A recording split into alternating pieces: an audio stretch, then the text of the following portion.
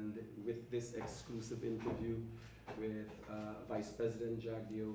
Today, as always with the Guyanese Critic, it's about transparency, it's about accountability, and we have these interviews where I ask the hard questions that the Guyanese citizens want to know. In addition, just to change up a little bit of the perspective and the kind of issues that are brought to the forefront, are brought to the Vice President to have him answer. We also have the CEO of TBN, Candacia Kendall, and she's going to be joining in this exclusive interview where Vice President Jagdeo is going to be explaining what the government is doing and answering the hard questions. Thank you, Dr. Jagdeo, for this opportunity. In light this being your first time, Candacia, I think you should take the lead on this one. You know, there must be a lot that women, Guyanese of different walks of life would want to know. And I'm supposing, heading up TBN, you would know a lot of the questions there. So I would leave you to start this one. Okay, thank you very much, Mr. Rodriguez. Thank you very much, Vice President Jagdeo. Before we get into what the government is doing, there was a very serious incident that occurred yesterday.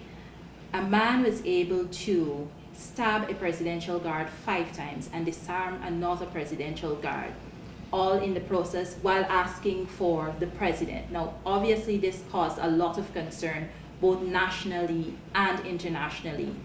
TBN then spoke because when the news came out, we heard it was in the media that the man was a Nigerian national.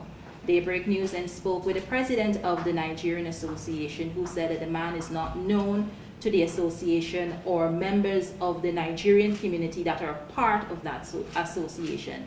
Has the government gotten any word via the police force that can confirm that the man is in fact a Nigerian national? Yes, we can confirm that he is a Nigerian national.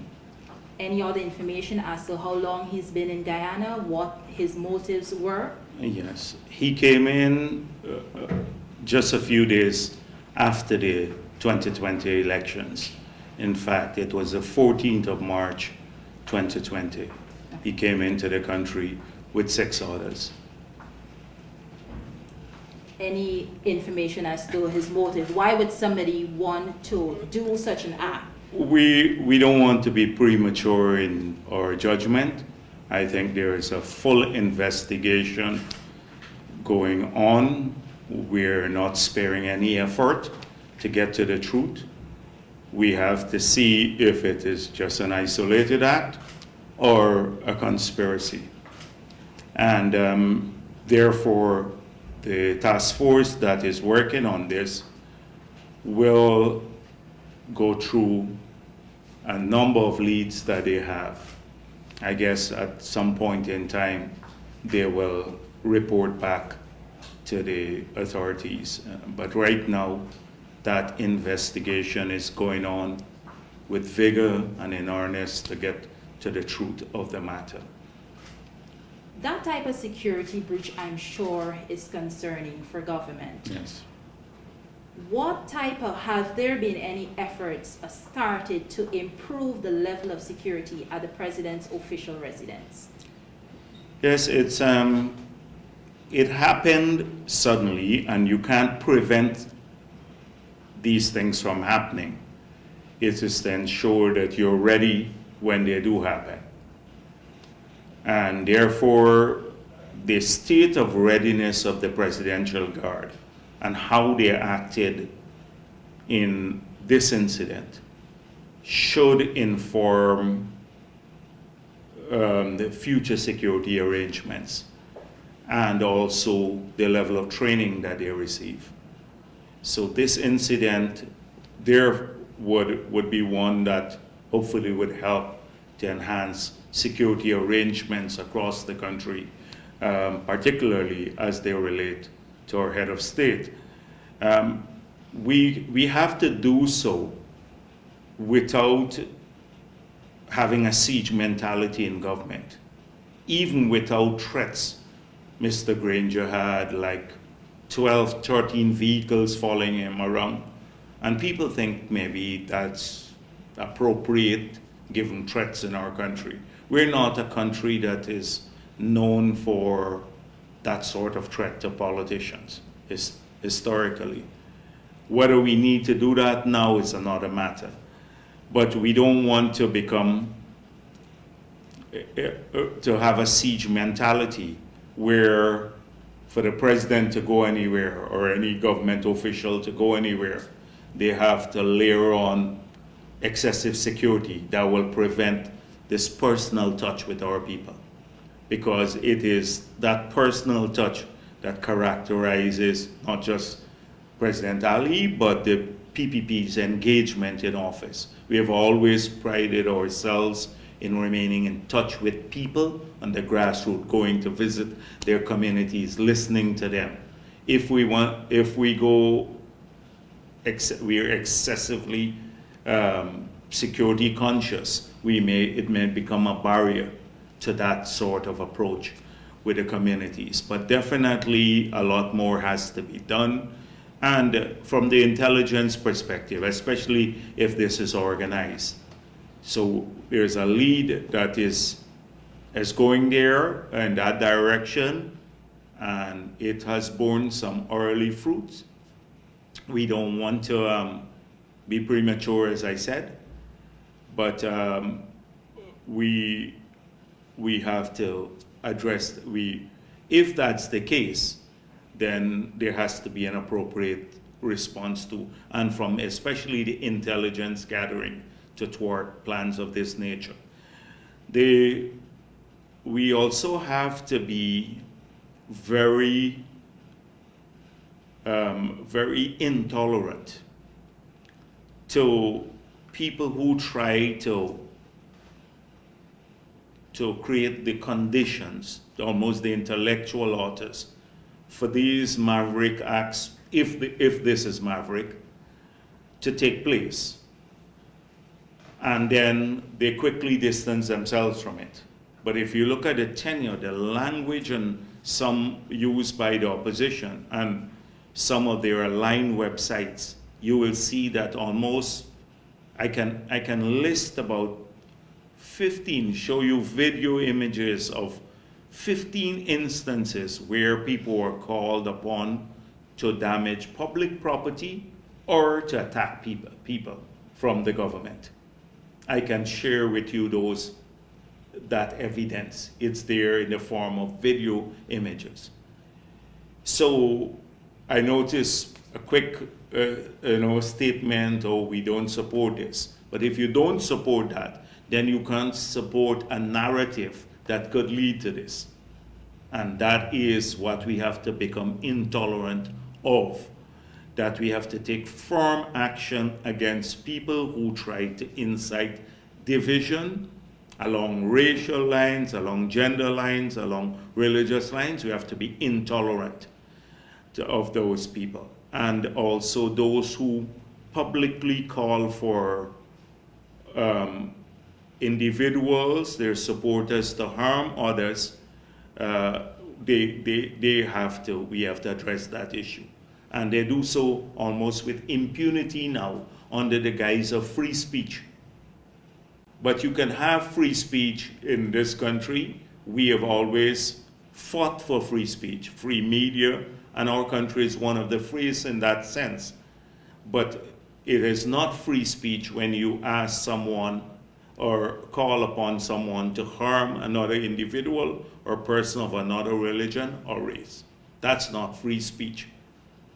That needs the laws of our country, the Racial Hostility Act, our Constitution, in fact, finds this abhorrent. And we need to take strong action against that sort of issue.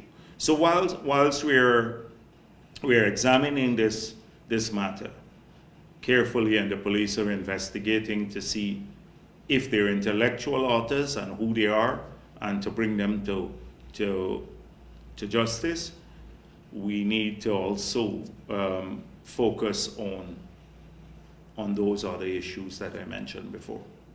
So there is going to be a set plan to do that. How soon? It's something that where you have to evolve different approaches. So it's not like one issue that you can say there is a set plan. Clearly, we need to improve the readiness of the security forces, particularly those who take care of the president's security and security of others. Clearly, that is on the cards.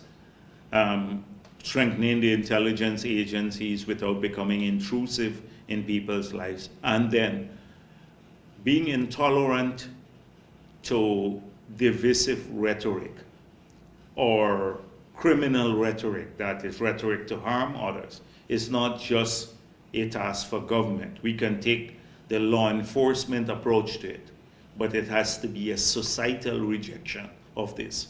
It's a task for the media and the political parties of our country and also civil society to reject that, to ensure that it doesn't get disguised, this divisive rhetoric, the criminal behavior doesn't get disguised on the free speech. Dr. Jagdeo, if I may, is the government looking seriously? One of the glaring possibilities is 2 days before, basically 48 hours, within 48 hours before the attack on the president's home, and by extension on the president himself, because that area is secured for one purpose, to take care of the president. The mayor of Georgetown, Ubraj Narain, made comments to suggest that we are heading to a Muslim state, insightful comments. And then within that 48 hours, just before the attacks, there was also an instance where he was protesting, and in the comments, as the videos were broadcasted live to Guyanese in the world, threats were made to your personal life and the president's life on that live video. How far is it since there were never attacks like this before? Threats then were made in comments showing the insightful ways working, and then this attack. Is the armed forces looking at this as one of the serious leads? Well, clearly they would have to examine that, because I think this was captured in the live stream. We have images, and so those who were streaming this this content, they would have to answer for it. And I hope that the security forces also would look into this matter. Along the same lines that we must not allow people to get away with this sort of behavior. They could have easily intervened and say, we don't tolerate this. When the person made that comment about killing President Ali, killing me, etc. So clearly they have to be held to account. We don't, as I said before, we don't want to be premature to say it's directly related, but that creates the same tone of tolerance to this sort of criminal behavior.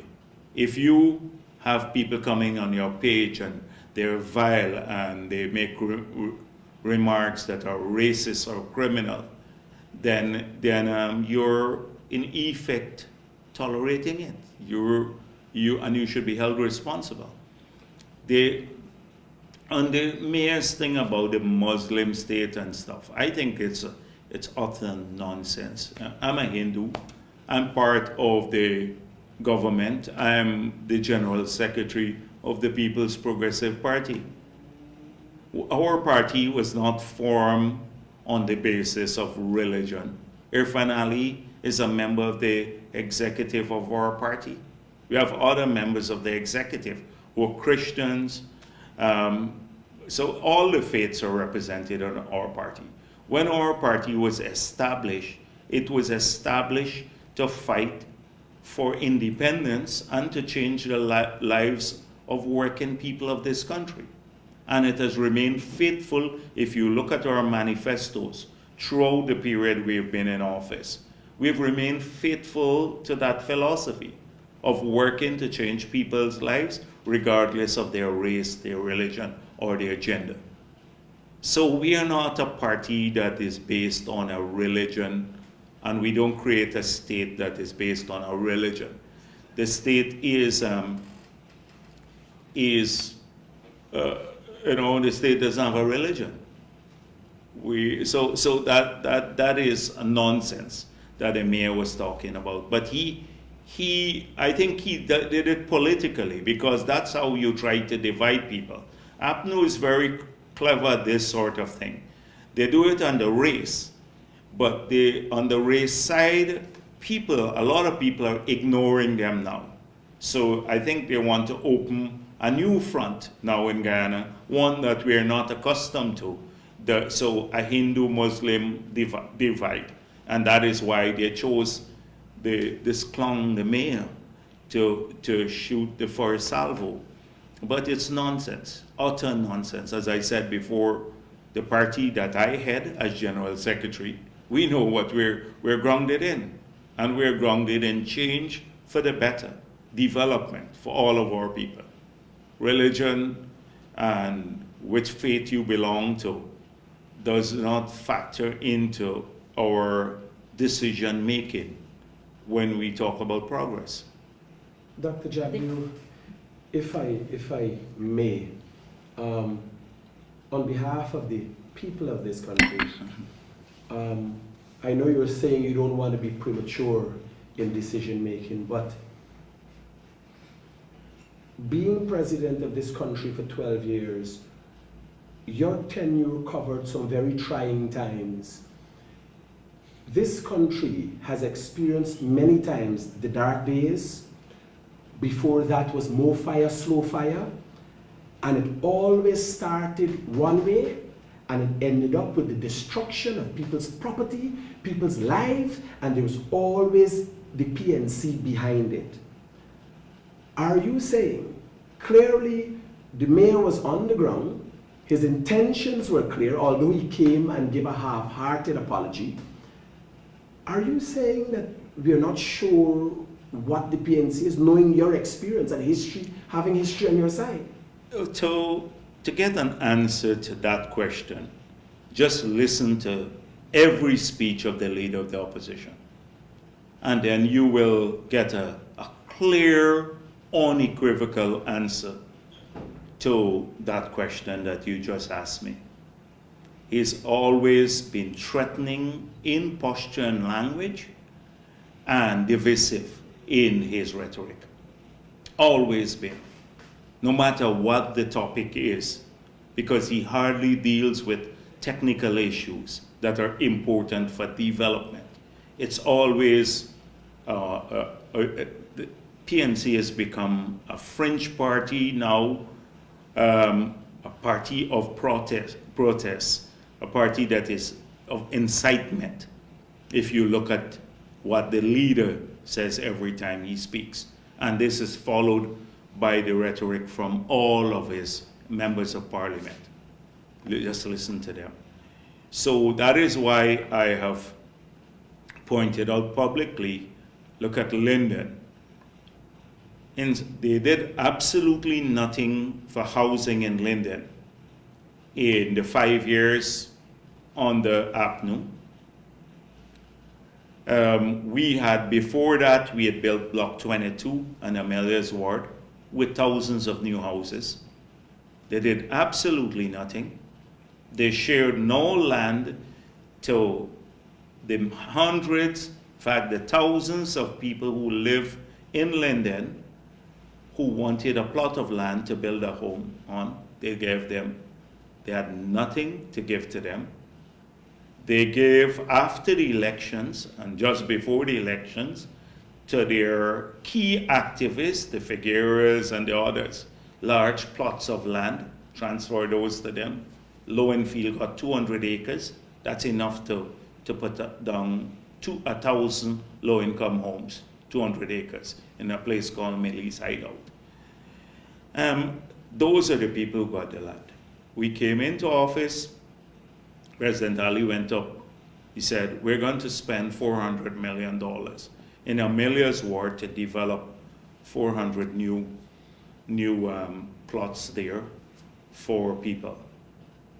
Suddenly, you had some protesters on the road to block the project. APNU joined with them, encouraged them to block that development. That is bringing now, because we had to deal with the protesters. 400 persons in Linden would get a plot of land there. We're spending 400 million.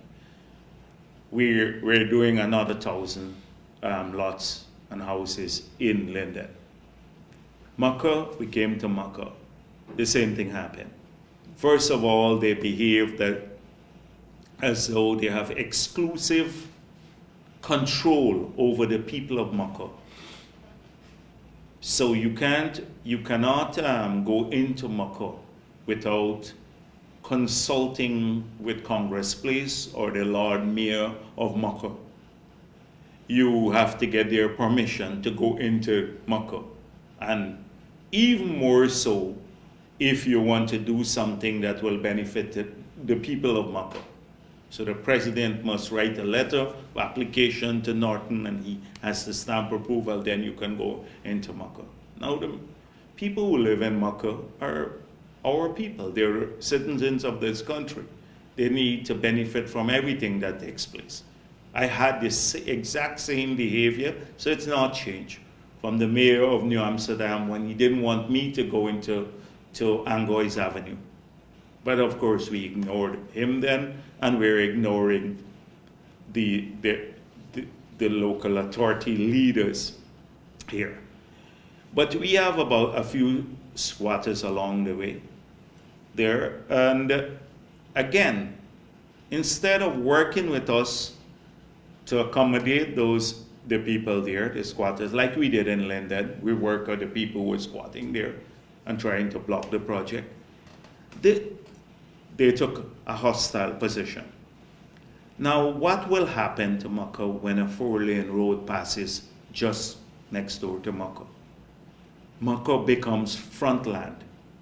The property values will skyrocket in that area because they're closer to development rather than being tucked away into backlands.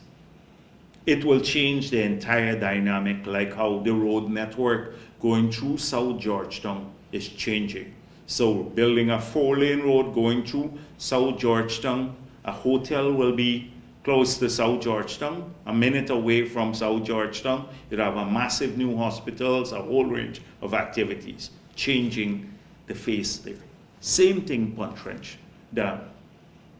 The people in Pontrench Dam, they have an area there with a few places that people squatted on. They're earning a living and for years. But we need to bring change. We're putting in a boulevard. We're putting in some new roads, like what we're doing on Lamahan Street and everywhere else. That will change property values for all of the people there, change the whole outlook for development in that area. Because not only would property values go up, more businesses would start locating there. Again, they took the side of a few people there. And the same thing with Georgetown Hospital. Now, Georgetown Hospital, from 2015, you had a few vendors there. Maybe every CEO of the hospital, under the PPP, from McCann to the last one who was there, 2 CEOs under the PNC, up new in the 5 years, wrote the city council about this problem. So it didn't, not just PPP complain about it or PPP administrations of the Georgetown Public Hospital, but you're blocking the entrance to the main hospital. People have to go through there, ambulances, taxis, etc. Now that again, instead of working, they hostile to the removal because they saw it as a cause for a protest to stir up trouble in the country. Now, having said all of this, do we believe that vendors should we have vendors in Guyana? We support vendors. We support vendors. We believe everyone should have the right to earn a living. Everyone. We will support vending across the country because once people want to start a small business, etc.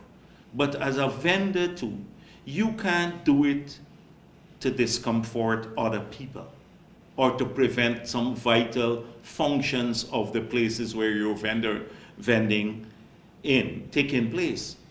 You have to do it in a responsible manner. You get the full support of a PPP government because we believe that everyone should earn a living. Dr. Jagdeo, how do you respond to the criticism that the decision to move the vendors came at an inopportune time? That it's close to Christmas and persons would have, persons are trying to make money to support their families, to, enjoy the Christmas holidays. So that's one. We had 5 Christmases passed from 2015. Okay. And they couldn't find an opportune time. It's not a now alone. It is 7 years now this has been going on. It's becoming a crisis, even now more so because of the Christmas season. The ambulances can't pass at all because you have congregation of people there. When you have your mother or your child sitting in an ambulance or in a taxi waiting to go through there, and they're about to breathe their last breath, you tell them that the vendor's right to vend illegally there trumps their right to life, and then I will support those people who are there.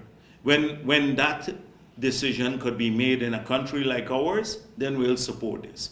But unless that is happening, they didn't ask to go elsewhere. We have to find places for people to vend somewhere else. We can work with the council.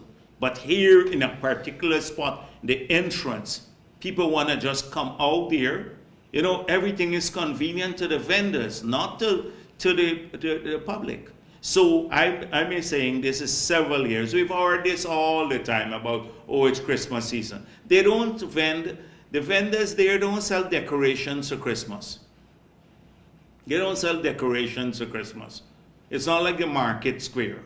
They don't sell Christmas decorations and stuff. So the thing is that there will never be an opportune time. But the city council has been notified several times. It's becoming a crisis there for people seeking medical help. Government cannot abdicate its responsibility to. So this is it. But they descended again. That's why I'm saying this has become a party that is not focused on development. It finds out, it hunts out all the fringe where people have issues, and it takes their side to prevent development from taking place. So in the case of Prantrand Jam, they don't see a boulevard, they don't see 2 spanking new roads that would change the lives of the community. They see 5 persons who can disrupt the government project. That's what they see. Because if that happens, heavens forbid, the people there may support the PPP if the project goes through, and that is how they see it with a political spectrum. How do you respond to the mayor's contention that the decision to move the vendors should have been solely the responsibility of City Hall and not government? Yes. That's one. And there's obviously a strained relationship between the mayor and city council and the government. However, just looking around the city, it is clear that the city is not to the standard that it ought to be. And it's the citizens are the ones who are actually suffering. Is government going to intervene? Is government going to extend an olive branch? What exactly is going to happen? I'm glad you raised that, because if the citizens of Georgetown are not satisfied, then they should change the party that has run this council from independence. And it's one party that has run Georgetown from independence. When our city was considered the Garden City of the Caribbean, to what it was, you recall, pre-1992, when you couldn't drive on a single road in Georgetown. Not Main Street, there was no Norton Street, not Lamaha Street, nothing. You couldn't drive. Kitty was ghost town. That is what they took it from the garden city of the Caribbean to a dump in 92. The investments we have put in the city from 1992 has been unprecedented. Now, if the citizens of Georgetown are so serious about service, then they should vote to change the party that has run this place as their property. There's no accountability. For 10 years, gap in the financial accounts, the audits, etc., at City Hall. No audit, financial statements are all done in a questionable manner. We had the same situation in central government when we took over. For 10 years, there had been no audited reports for the country, in 1992. From 1982 to 1992, no audited country accounts for the country. We didn't know how much we borrowed, how much we spent, how much we collected as revenue, because there are no audited statements presented to the Auditor General. He was prohibited, the Auditor General, by a letter from auditing accounts. They were never prepared and sent in. 1992 to 2022, every single year, the accounts of this country has been audited because of the legacy of the PPP. We changed it immediately. It was hard in the early days, but if we can do it for the country, they can produce accounts for the city that are proper. That's the first point. So if the residents are concerned, they would first of all ditch this group that is not focused on development. Secondly, call for greater accountability. Thirdly, if they're so concerned, in the city, the responsibility for roads are those of the city. The responsibility for drainage are those of the city. The responsibility for garbage collection is that of the city. All of these services, markets, etc. The council here, the PNC council, has not been fixing roads in the city for the last 15 years. Every road you can drive on now in the city has been fixed, billions of dollars by the central government. We fixed the outfalls, we fixed drainage systems in the city, we put in the lights in the city, the stoplights, etc., traffic control. A whole range of responsibilities that are those of the city has been taken over and funded to the tune of billions of dollars by the central government, because you can't put the money in that council there.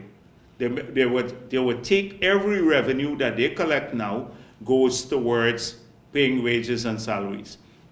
So if the people of Georgetown are really serious, they should dump this group down there that is currently running the city and ask someone else to do that.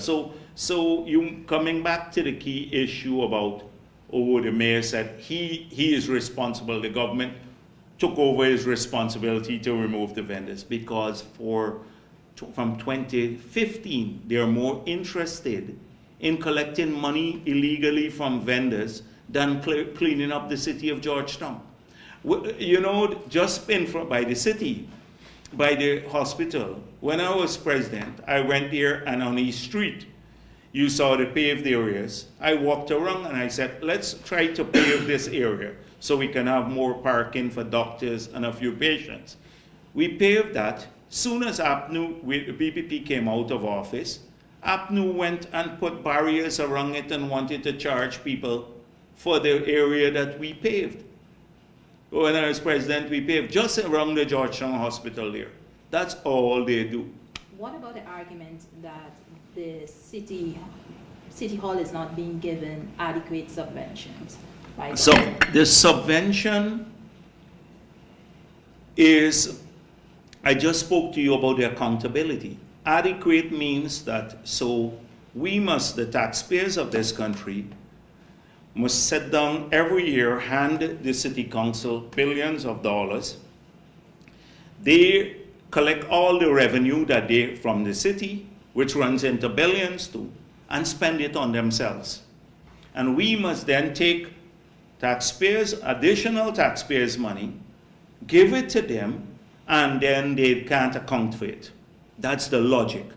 They do get a subvention, a substantial subvention every year. So they're not that they, adequacy is based on their perception, adequacy. But that is why we look at the total spending in the city.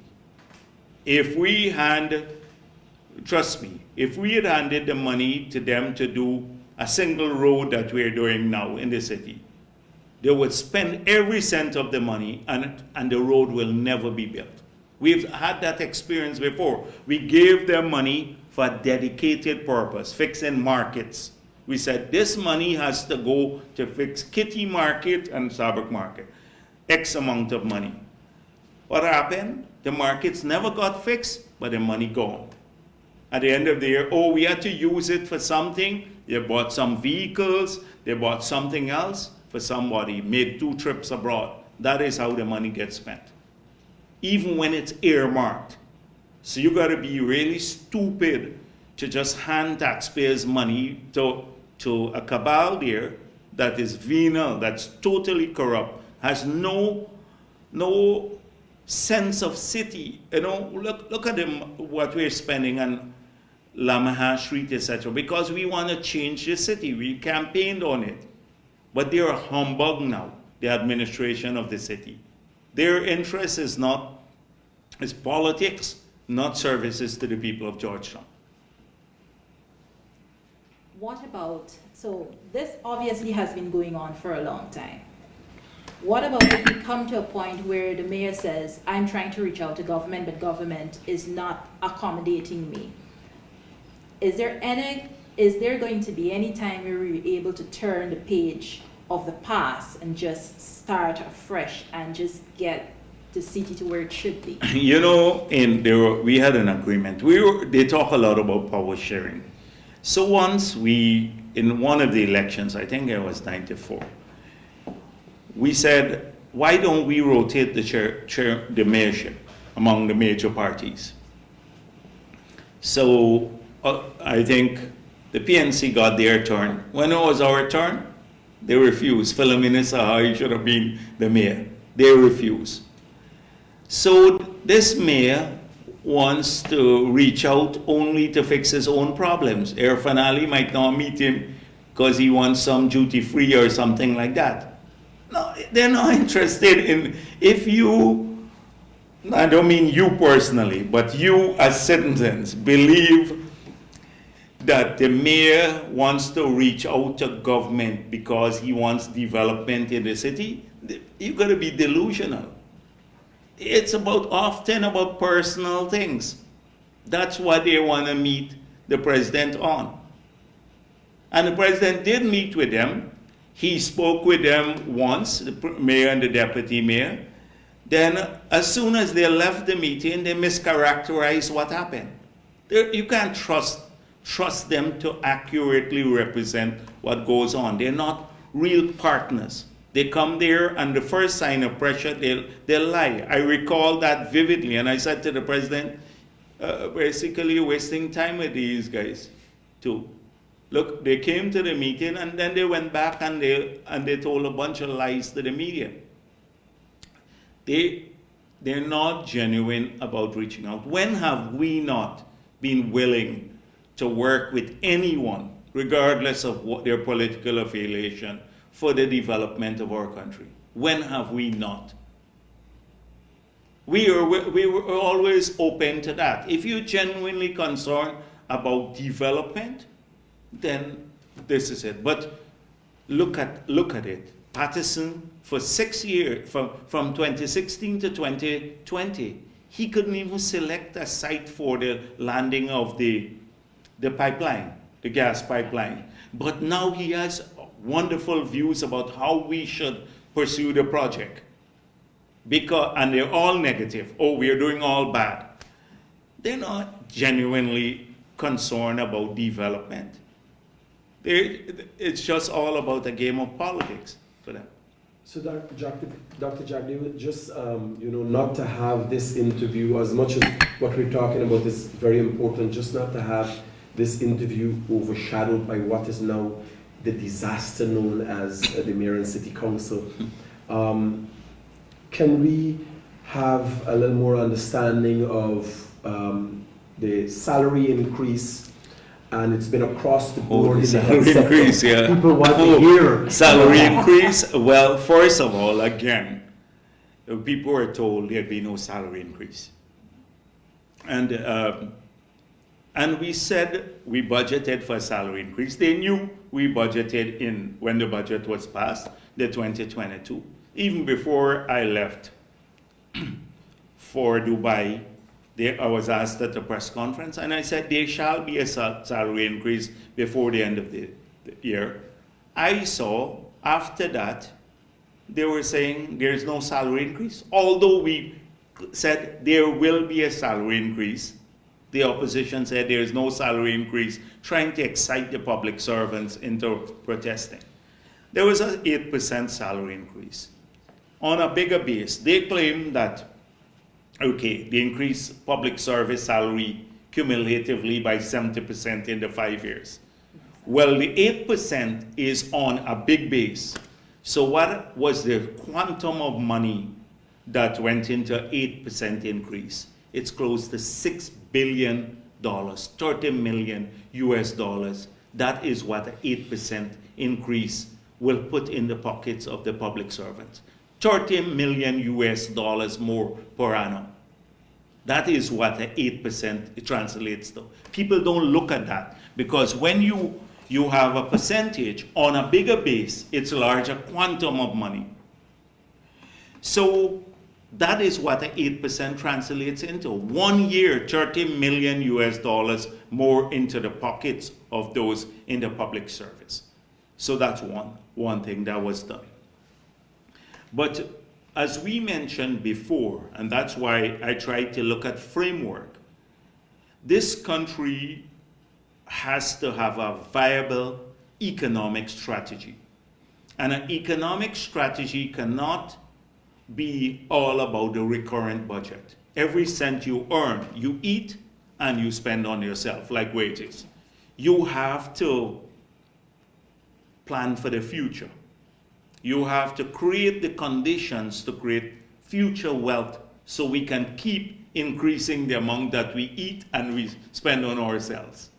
How do you do that? You do that through incentives to industry, which we have done through a $40 billion reduction in taxes as soon as we got back. $40 billion reduction in taxes by reversing all of the new taxes. Secondly, by having conducive policies moving forward, like in some of the sectors, we further reduce taxes, and like in education and health, we remove the corporate tax, consistent with our manifesto promises. And thirdly, infrastructure. Infrastructure helps to lower unit costs and the cost of doing business. And you see a big focus. I'm not going to go through all of the infrastructure. So that's the balance we strike. We're getting a bit more money now coming into the budget. We still run a fiscal deficit. So the money we get has to go towards two purposes. One is to create the conditions for future wealth, and secondly, to improve people's lives now. You improve people's lives by reducing the taxes so they pay less taxes now, so they have more disposable income, and we've done that. You increase their salaries, that's disposable income, which we've done, and then you also create conditions for more people to be employed, like the 11,000 part-time workers who now earn about $6 billion more. They were never earning that before, they were not there. The children got their about 30 million US dollars. They got two because 200,000 times 30,000 will give you about $6 billion that they're getting back through the $30,000. You know what I'm talking about, because we care grant. So all of this is a package. And people, so they focus only on salaries, and then the vileness of it all. You talk about, racism and everything in the country, and you say, oh, we increased public service salary by 70%. You forgot that you removed the subsidies from the pensioners, water subsidy, took away the Army, their joint services bonus, so they lost money. But then, on the other hand, in your 5 years, you didn't give the sugar workers any increase. So they got zero. And they talk about racism. That is it. So that's self-evident. Which year have we done that, given the sugar workers in the entire period a sum of money and not given it the corresponding increases to the public servants? You check back historically.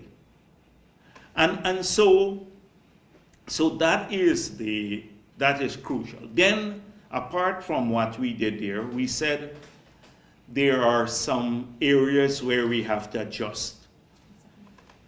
So we've identified some sectors, and the purpose of the adjustment that the president announced, particularly for the joint services and the health sector, did. So in the joint services, across the discipline services, the 4 agencies, there were big disparities between comparable positions.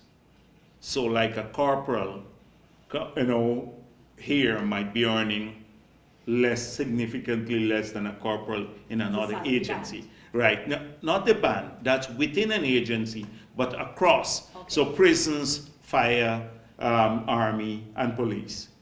So what we did, we tried to raise the bottom up. So the minimum salary for constable went up. So you raise people at the bottom right up. And secondly, you try to fix the disparities between comparable jobs across the services, the joint services. The same thing in the health sector. What happened is that we noticed that, for the medical and technical workers mainly, these are the medical and technical workers.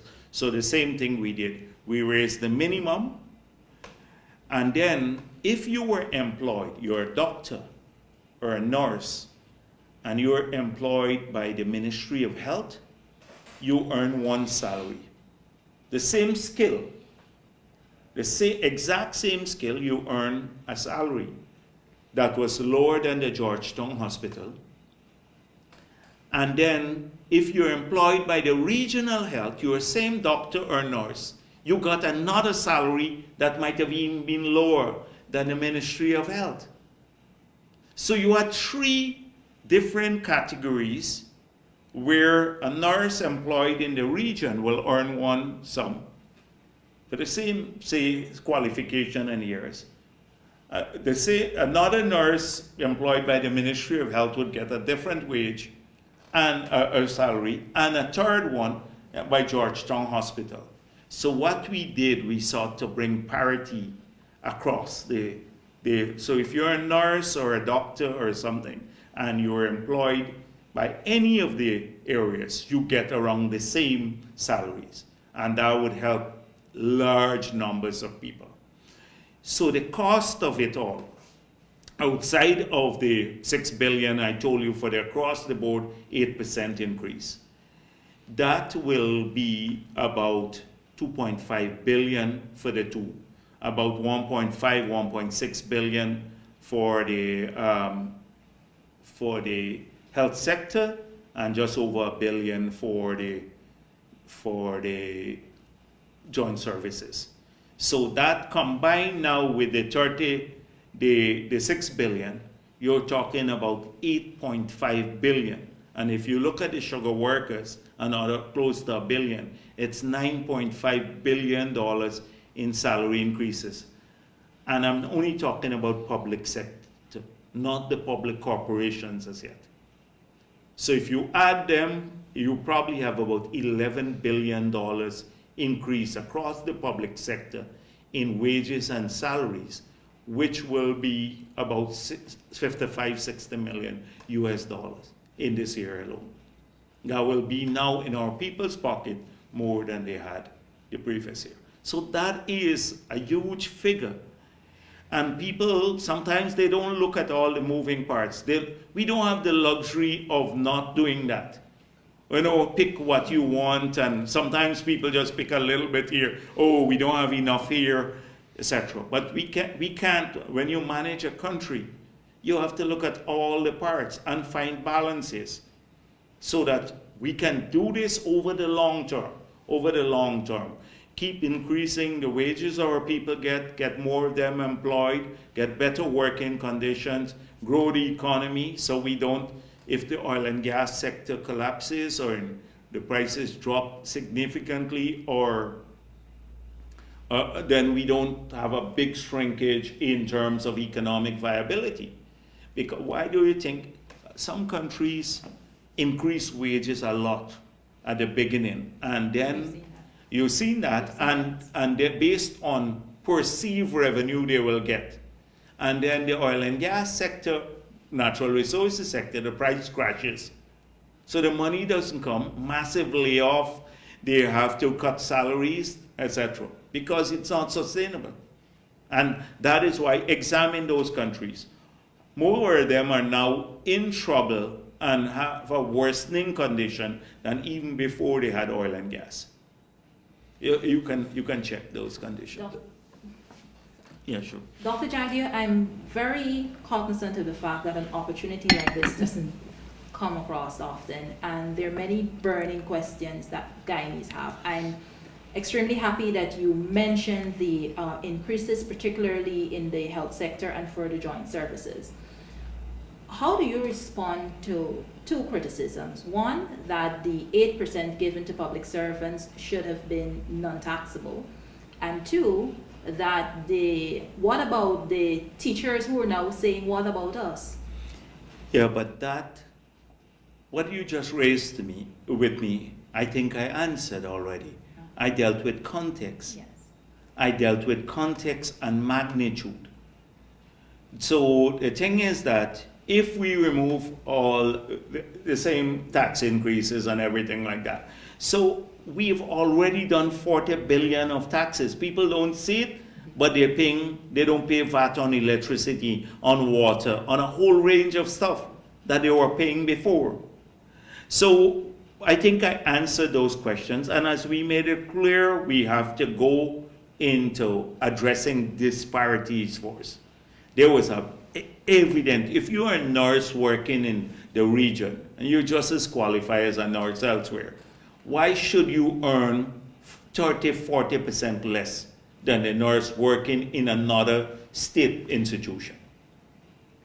The same thing. So those were the disparities we tried to address. They've been there all along, but now we're trying to fix them. So over time, we'd have to look at maybe qualifications. So it's not just about increased adjustment.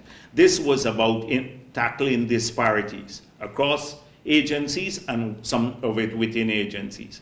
Eventually, we'd have to start differentiating people based on qualifications. So it would represent effort. Sure. So, for example, if you have a bachelor's degree and you're working in a job, you might now get the same with a person with a master's degree. Eventually, we have to change that, where the person with a master's can get a premium or on their salary for that effort they made in qualifying. And even all of these things have to be adjusted. So that is the thinking in the future, but it can be done immediately because of the reasons I told you, because of the need to strike the balance. I'm happy you said that, because I have heard persons say, I have a master's degree, why am I well, the same? Where do we live? We live in this country. The same people we're talking to, talking to us. Half of them are our supporters. They come and say this all the time. So we live just here. You know, we are very much aware of all the problems, but I'm aware too, coming out of finance, when we were there in the early days, and we paid wages and salaries and our debt. We had to borrow to do that. We could not pay wages and salaries and our debt from our revenue. We had to borrow to pay that. So I have a long memory, and these things you fix progressively. No country, economic development, you have to stick at it for a while until it starts healing. And it is working in our country. If you look at the sustained growth we have had even before oil, our country is changing for the better. Many countries don't have that track record. It's because we've remained firm. We don't have a wishy-washy policy. Look at on oil and gas. APNU signed the 2016 agreement. They signed an agreement when we had 3 billion barrels of proven oil. You saw how the agreement was signed. The Global Witness report. The people, Exxon helped to draft the agreement. Trotman signed it in spite of advice. So that happened. The terms that we call lopsided are part of that agreement. Today, so things change, the government changed. We were asked in opposition, are you going to change this type of blah? We were not expedient. We said no. We said no. If you just go back to all my press conferences, we said no. Any new condition, any new block would have to have new fiscal terms, new PSA, new law, etc. And we've done that, local content. We pointed out how we're going to get more from these blocks. I don't want to go down that route now because I've dealt with that many times before. So we said that in opposition. In government, we remain faithful to it. Exactly what we said. Exactly. No change. They were in government. They signed the agreement, defended it, collected it. They go to Glenn Lal now. Glenn Lal controls the agenda. They're scared. They want to support from Glenn Lal agency. Ramjatan suddenly, he wants to change his agreement. This is Trotman, the general secretary of his party, who signed it. And on the agreement, I think they have the law offices of one of these other members of his party on the agreement itself. And now he wants to change. But he doesn't know, he wouldn't reason it, but it sounds expedient. So he gets in there, it sounds favorable because, the kite show, he gets positive review. The term of hearing is renegotiate. Right, well, yes, exactly, renegotiate. But they could have done that. They could have taken a position at the beginning. They signed this agreement. You would think that they're babes in the wood. They're innocent, they just came out of the womb. And they find this agreement here, and so we got to change this agreement. These are people who are complicit in putting us in this mess. We're trying to fix the mess now by a local content law, which they never passed. They had all the years that bring in nearly $700 million to business to our people, Guyanese, forcing the companies. We have now changed the fiscal terms from 2% royalty to 10%, no taxes to 10% tax. A cost recovery limit of 65%, not 75%, and smaller blocks. We put a 10 million minimum for you to secure the right to explore, not the right to develop for the smaller blocks, for the shallow blocks, and 20 million. That's a signing bonus for the larger blocks because we've done the auction. We're fixing your mess. Instead of being helpful, oh yes, we're renegotiating, and somehow we are the bad guys. The same thing with Norton. They blow in the wind. They just move because they're not grounded in a philosophy, a firm economic plan. They don't have clarity of vision. They don't know how to achieve what they think they want to achieve. And therefore, that's why every day they're wishy-washy on policies. We are not that way. We play the long game. We play the long game. And that is why, but the long game is the only game that secures lasting benefits for your people. The long game. It doesn't sound attractive too much. We don't play a short innings where you just go and hit the ball for 4 sixes and you're out. We are playing the long game here. And that's what characterizes us in the PvP. So that is how we approach things. So that's what I would say about the others, the other agencies and stuff. People are going to see the increases over time, but it has to be balanced by other objects. Look at sustainable. Yeah, sustainable. It has to be sustainable. We're spending probably $30 billion now on community roads. So you may not get it there, but you're going to see a concrete road in front of your home too. That has to be paid for. You might not get a salary increase when you're public servant, right? But you see a concrete road appear in front of your home, right? Yeah, exactly. Next year, we're planning to take every road and bridge to every public facility that is government offices, hospitals, schools must be fixed. So our children can move in comfort when they get dropped off across the country. That is one of the things we're approaching in the next budget, because that's important for us. Our children going in comfort to school and stuff, some of the roads are in a bad shape and all of that, parents to drop them off. So you're getting another set of benefits there. The gas to energy project may not be right here now, but when that comes, you get another benefit, stable power and half the price. I know that government is focusing a lot on infrastructure, and we've seen massive infrastructural works across the country. Yes. But then you look at smaller things like the roads, and government is making an effort to redo roads that need to be done, and then a couple months or so after, a pothole appears. Yeah. How is government dealing with that? Because it's obviously So a it's serious tough. thing. It's tough. When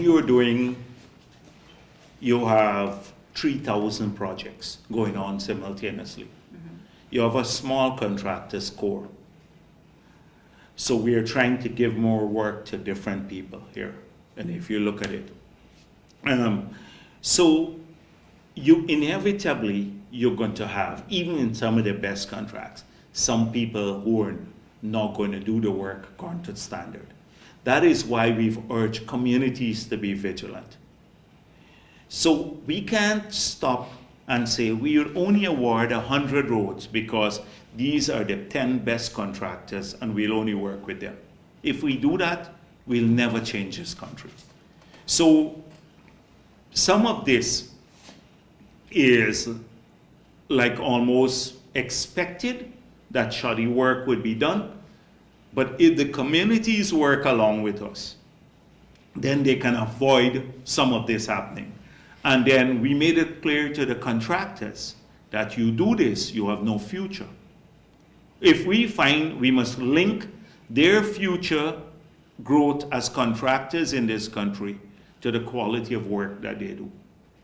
So we have to, and I urge people, you know how many people have sent that to me, like images? Yes. They sent me an image of a road that's completed and the edge is broken off because a tractor or somebody drive a piece of equipment that has the steel track on it. So I get the name, I send it over to Public Works. They show me a pothole that is developed, I send it to Public Works.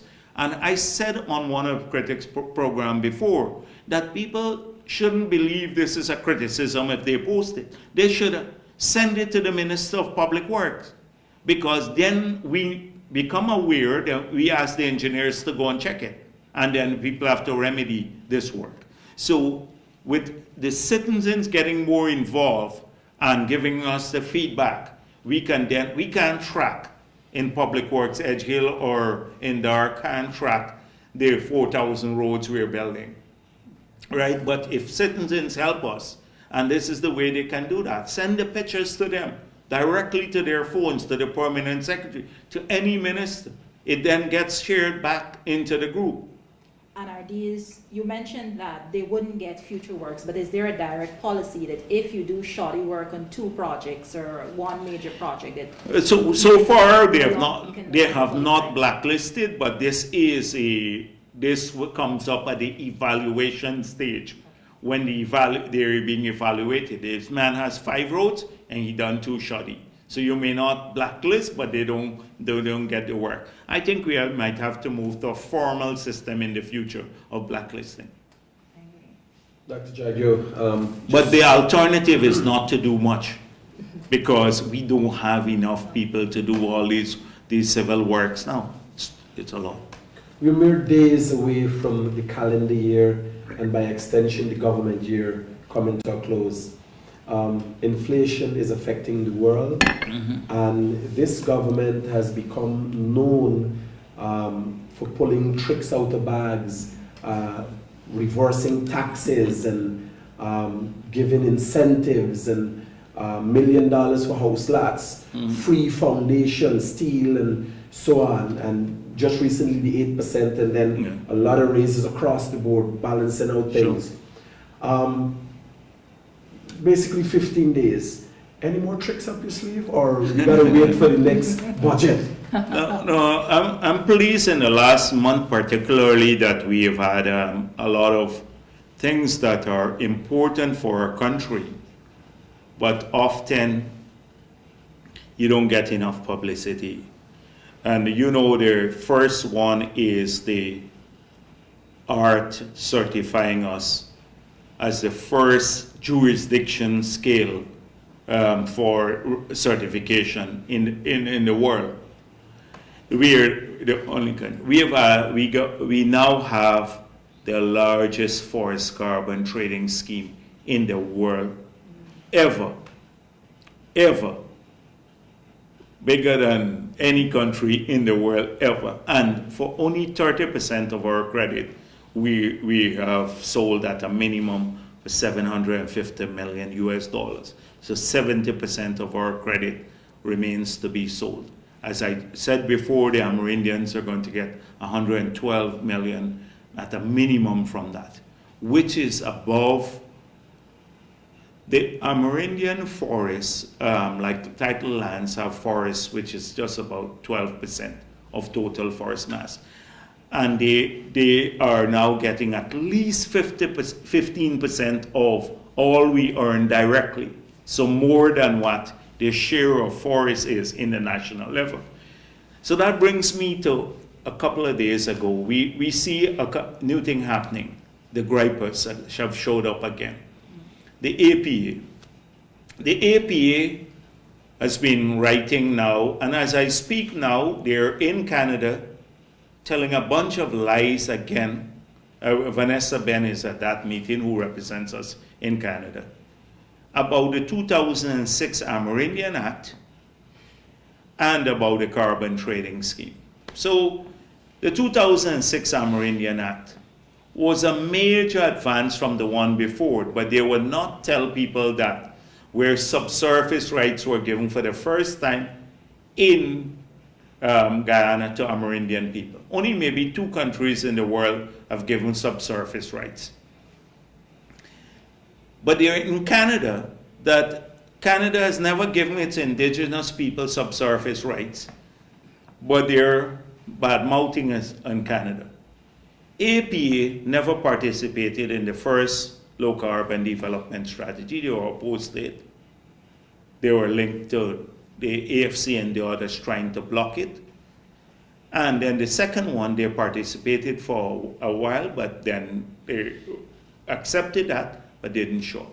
So their point now, the key criticism is that, oh, the carbon rights belong to the indigenous people. Carbon rights are not assigned like subsurface rights. They belong to the country. That's one.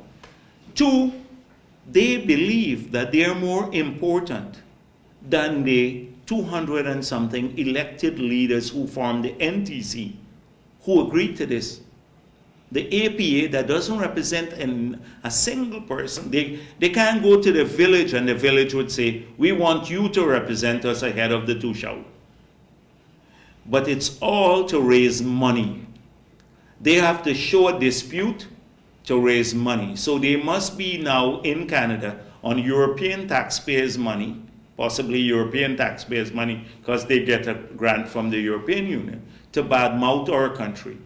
They would not bring a single benefit to indigenous people. This is the APA that was in bed with APNU in 2015 because the head of APA at that time was the deputy head of their list. And that stayed quiet when Granger tried to water down Amerindian land rights, and we had to fight it off by putting up this commission that would have mixed up ancestral lands with Amerindian land rights. That's one. That where not Felix, the other one, I forgot his name, he's forgettable. In Parliament, Keith Scott said, if indigenous people get more lands, they can get no benefit from the oil and gas industry. You recall that, it's been in the public domain. They didn't get any new land title, and the APA was in bed with APNU. Suddenly, they're opposed to this. So they say, oh, carbon rights belong to indigenous people and stuff. Then the Starbuck News now gets fringe elements. A member of the APA from Region 9, he writes a letter, then they editorialize on it. Another one from somewhere, the University of Guyana, Thomas Smith, he writes a letter, they editorialize on the letter. So this is what happens. They can't be happy for our successes. They can't be happy for the successes of our country and our people and indigenous people. They always have to find negatives.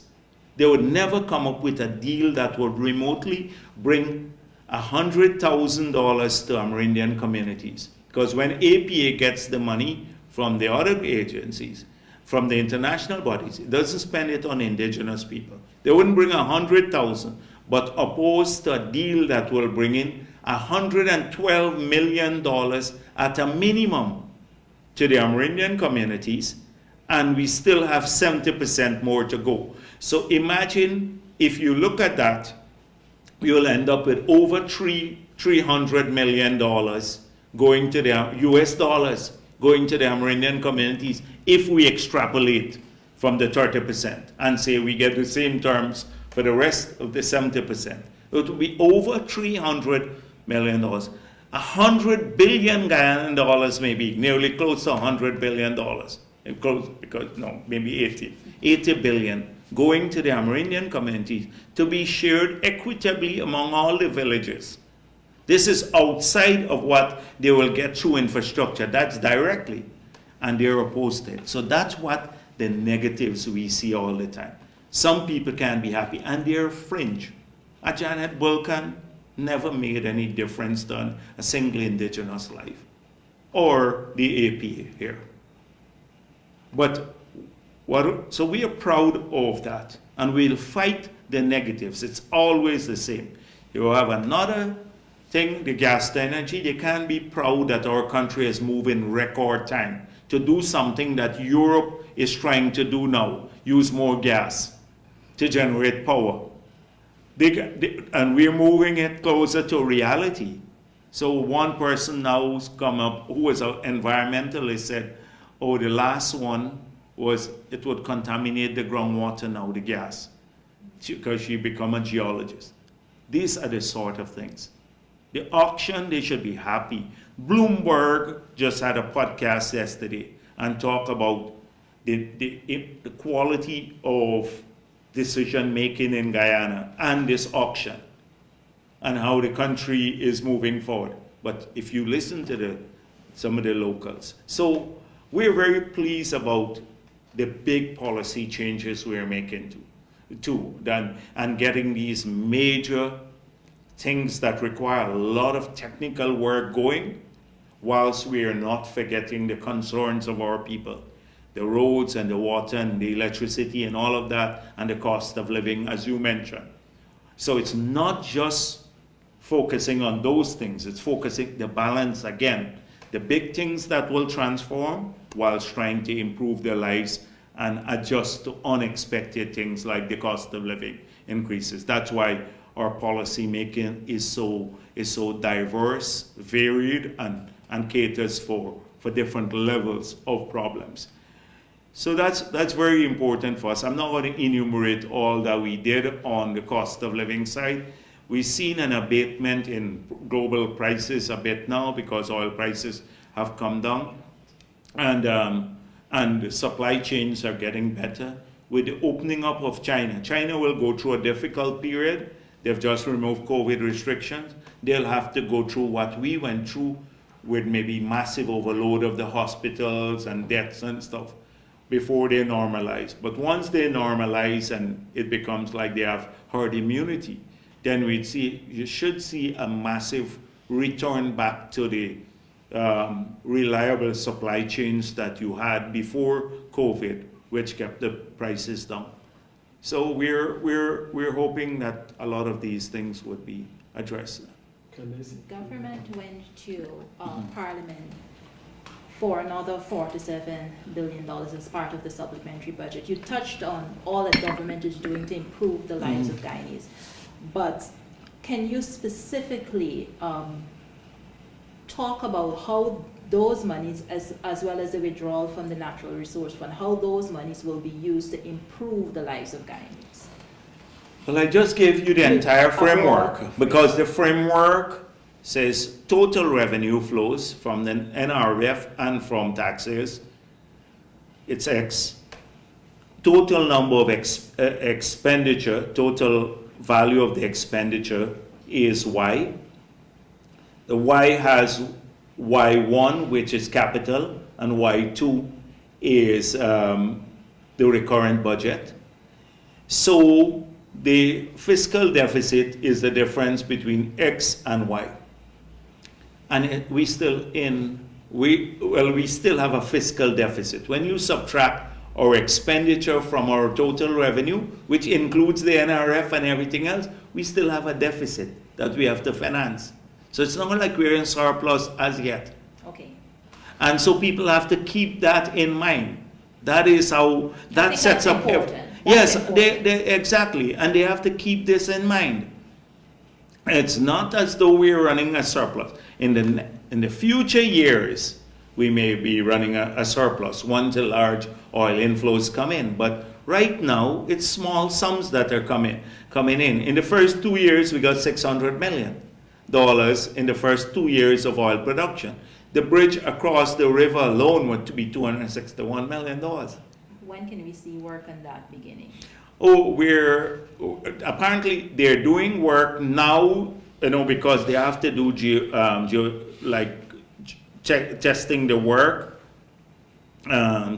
They're doing boreholes now because from what I gather, where each one of those structures will go, they have to understand the geology there.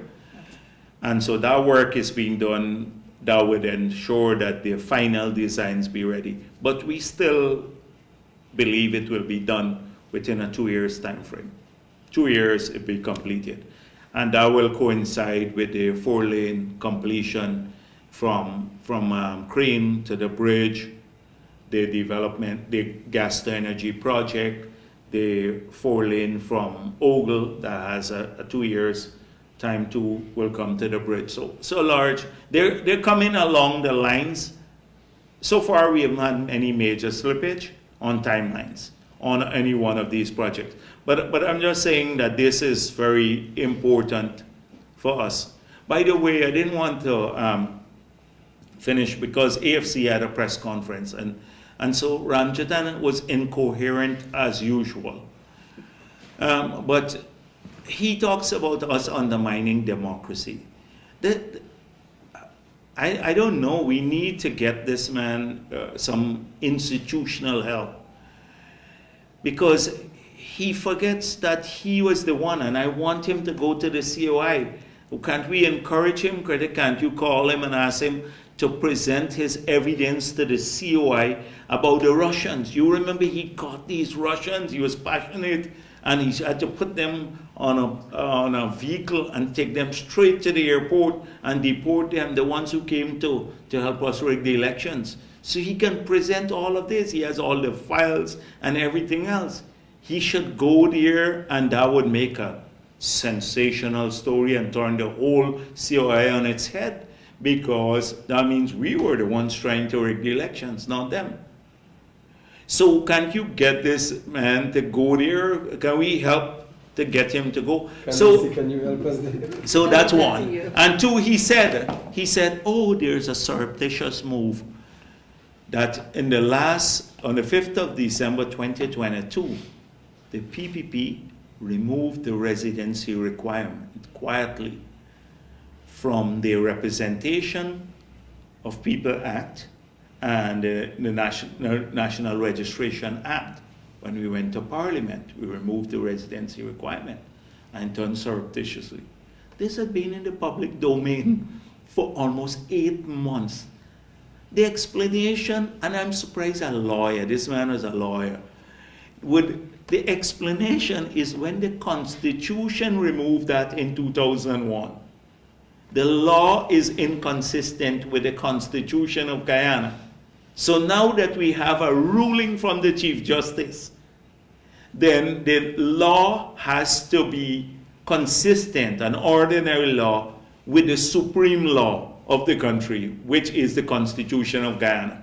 It is just to make it compliant with the Constitution based on the ruling, the constitutional amendment and the ruling.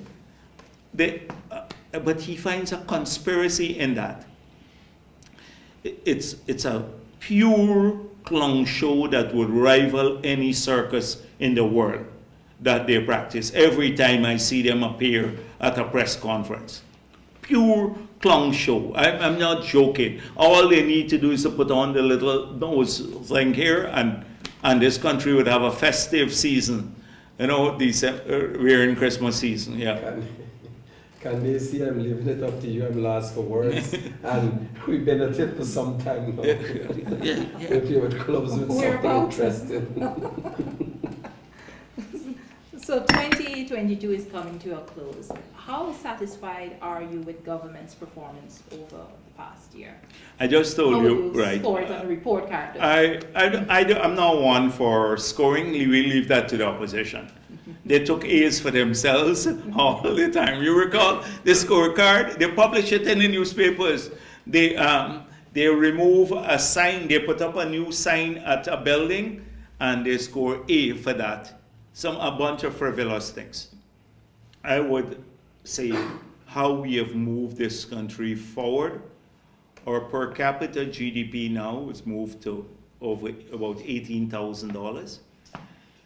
Secondly, we have had a difficult year in terms of inflation, but we've managed to address it in a manner that is seriously more favorable to people than many of our peers. In Suriname, the inflation rate was over 40%. In Venezuela, it's over 100-something%. In the US, you saw how it's raging. We have tackled that big problem.